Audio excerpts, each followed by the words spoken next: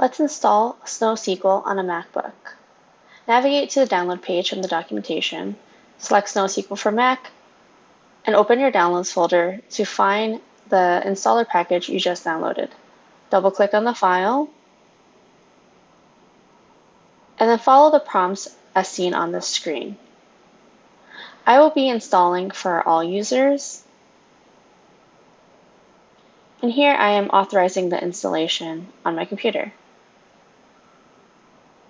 That's done. Now when you open Terminal and try to type SnowSQL, you will get an error.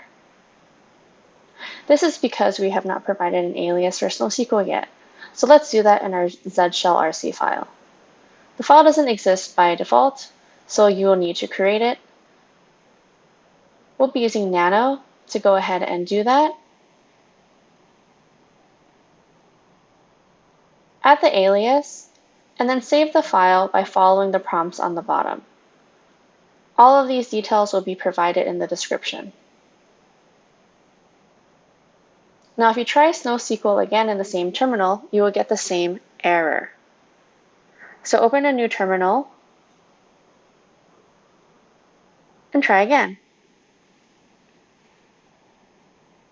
Give it a few seconds. And there you go. Check out the zshrc file and your alias in your folder. We can also modify the file directly here. Now let's log into a demo account. I put in my password. And there you go. This was setting up SnowSQL in 2 minutes.